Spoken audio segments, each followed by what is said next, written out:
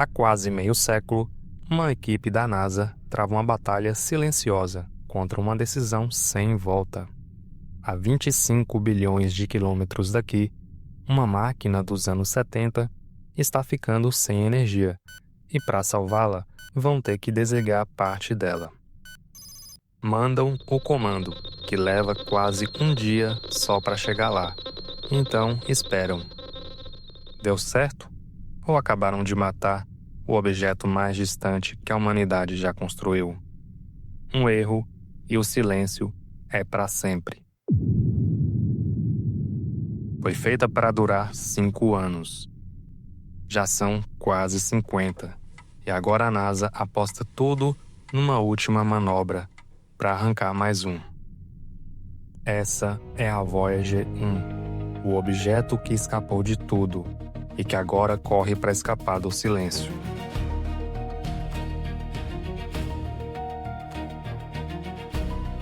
Para se libertar da gravidade do Sol, para nunca mais voltar, é preciso ser rápido o suficiente. Existe um limite exato para isso, e os cientistas lhe deram um nome: velocidade de escape. A Voyager 1 a alcançou. E há décadas ela mergulha para sempre rumo ao escuro entre as estrelas, sozinha, onde nada feito por mãos humanas jamais tinha chegado. Mas aqui está o que quase ninguém te conta.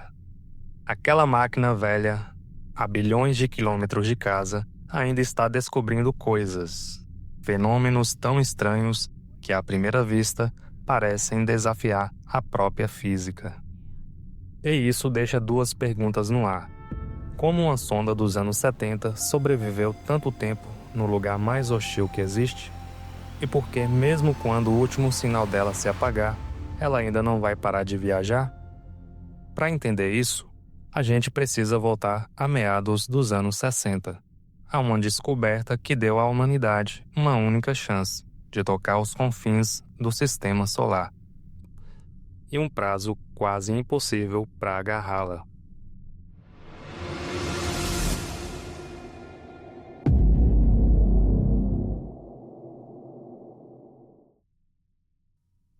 Tudo começou com um jovem engenheiro da NASA, chamado Gary Flandro, que, fazendo umas contas, percebeu algo que ninguém tinha notado.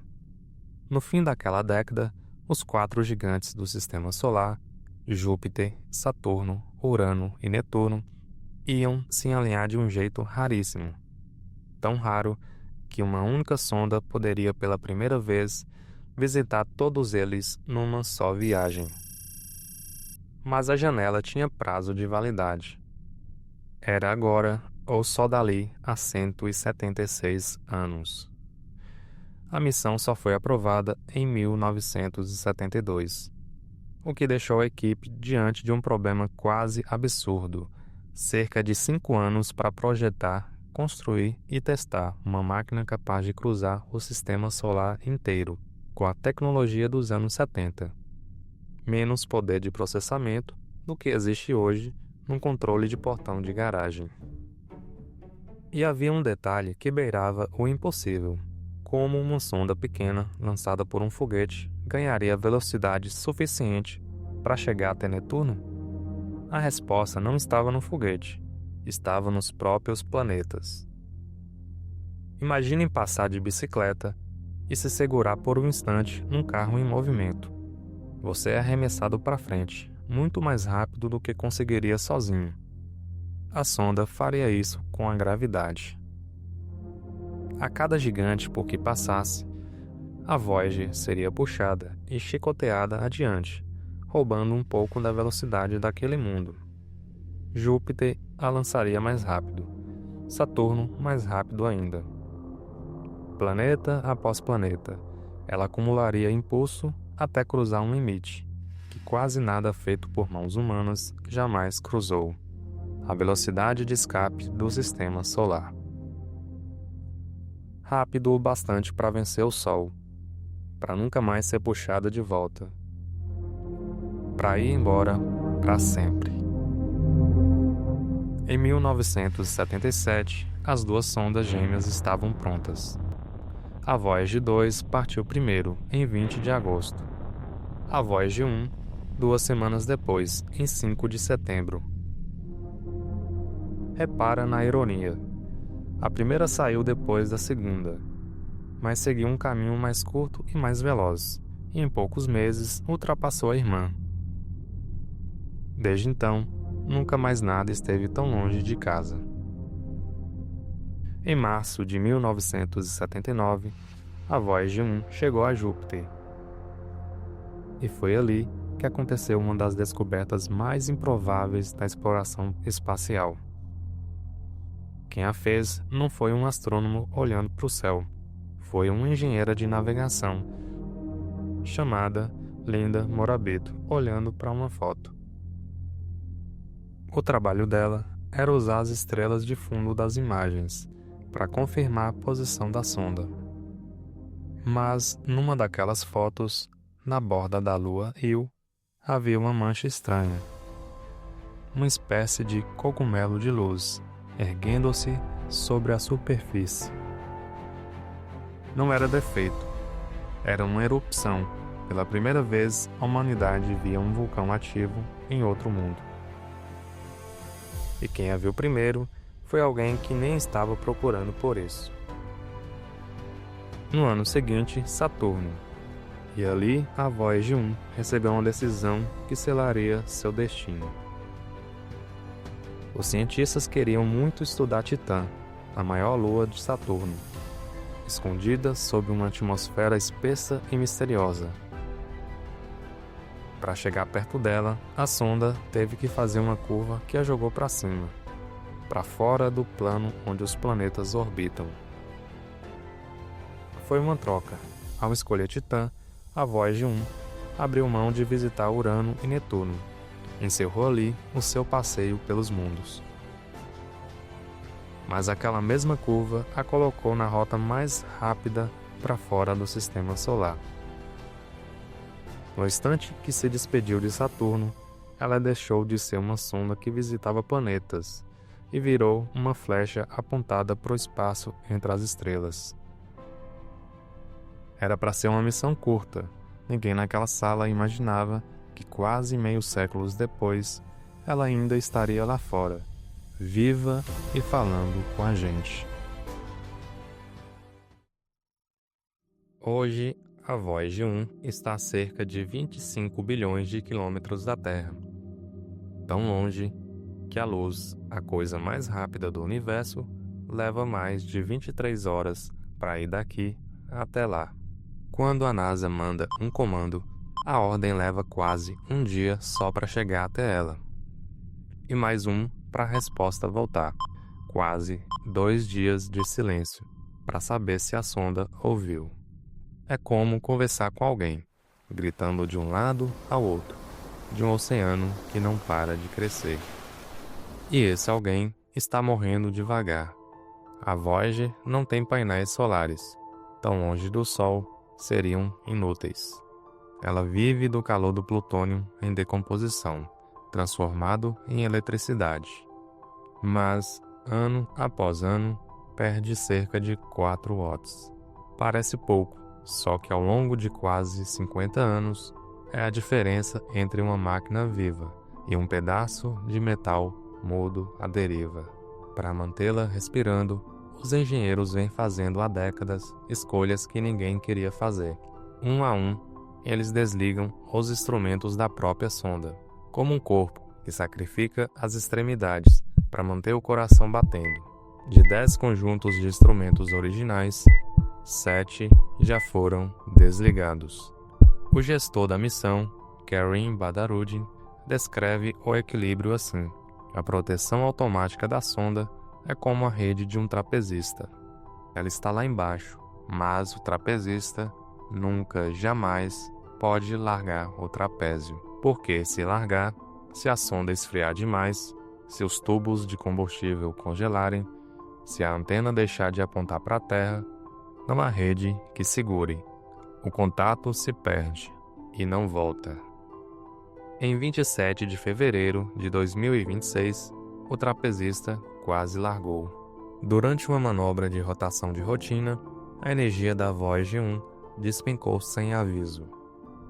Ela chegou perto de disparar o próprio sistema de proteção, o mecanismo que a desligaria sozinha, para tentar se salvar, o que poderia jogá-la num estado do qual talvez nunca mais voltasse. Em 17 de abril de 2026, a NASA tomou a decisão mais difícil até então.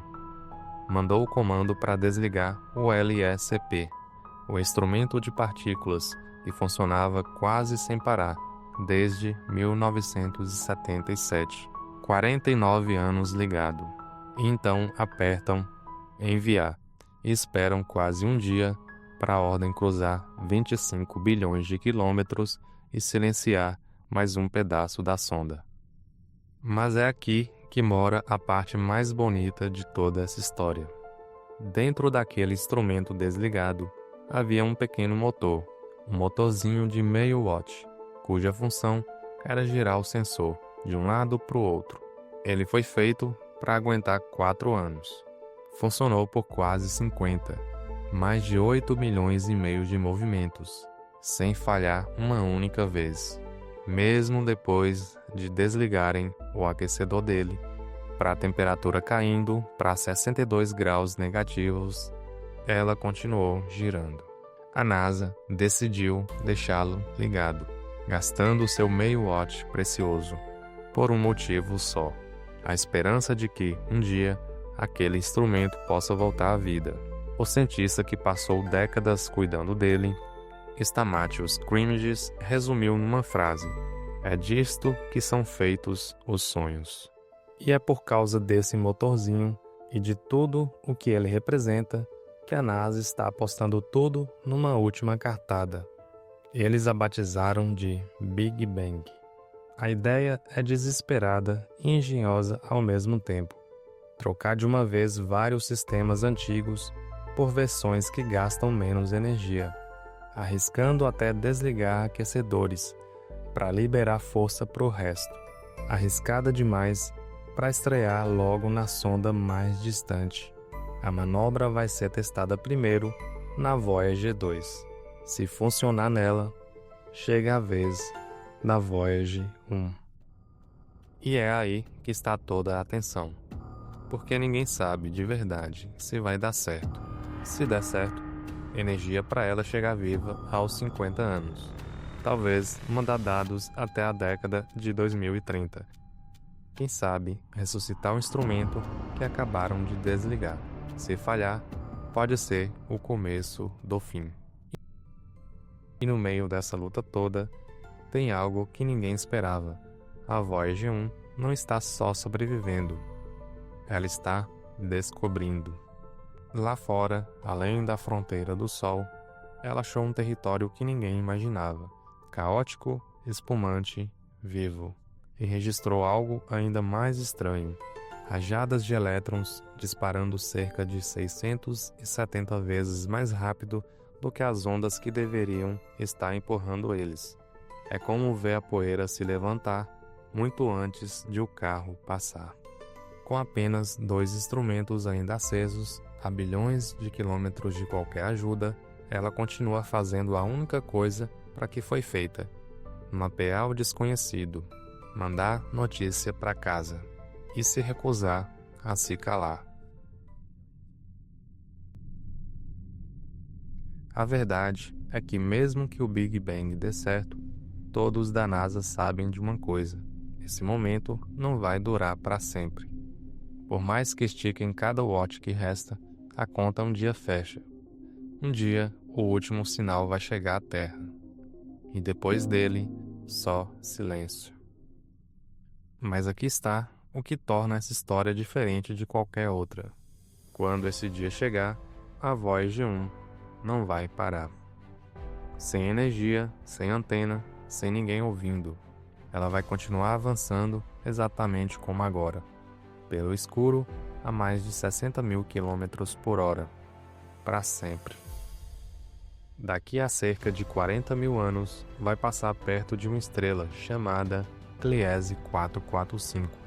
Não há garantia nenhuma de que ainda existirão humanos na Terra para saber disso. Talvez sim, ou talvez a humanidade já tenha desaparecido muito antes, mas a sonda vai estar lá, seguindo em frente, levando a gente junto, porque é isso que ela carrega. Preso ao seu corpo de metal, vai um disco de ouro. Dentro dele, a NASA, sob a liderança de Carl Sagan, gravou um retrato da humanidade, para qualquer um ou qualquer coisa que um dia a encontrasse. Saudações em 55 idiomas, incluindo o português. O som do vento, das ondas de uma tempestade, o batimento cardíaco, o som de um beijo e uma música de bar. A chance de alguém um dia encontrar esse disco é quase nula, mas o ponto nunca foi esse. Porque repara em quando isso foi feito. Era plena Guerra Fria. O mundo dividido, apontando mísseis para si mesmo. E mesmo assim, a humanidade parou e mandou pro infinito uma mensagem em nome do planeta inteiro. Não em nome de um país, em nome de todos nós. E houve um último gesto. Antes de desligarem as câmeras, para economizar energia, Carl Sagan pediu uma coisa que não tinha valor científico nenhum: que a Voyager virasse as câmeras de volta em direção à Terra e tirasse uma última foto. A foto veio, e nela a Terra, com tudo o que já existiu, todas as guerras, todos os impérios, todo mundo que você ama, não passava de um único ponto, um pixel azul pálido, perdido num raio de luz. E talvez seja esse o verdadeiro recado da Voyager. Não que a gente seja pequeno, mas que num universo tão imenso, num escuro tão profundo, fomos justamente nós que construímos algo capaz de escapar do sol, do silêncio e do próprio tempo. Uma máquina dos anos 70, que deveria ter se calado há décadas, hoje está levando rumo às estrelas um retrato de tudo o que um dia fomos, muito depois de todos que a construíram terem partido. Você não é pequeno, faz parte da única coisa que a gente conhece em todo o universo, capaz de olhar para o escuro e mandar de volta uma mensagem. Lá fora, neste instante, a 25 bilhões de quilômetros, ela ainda está acesa, ainda falando com a gente. E quando houver um sinal, por mais fraco que seja, chegando do escuro, vale a pena escutar.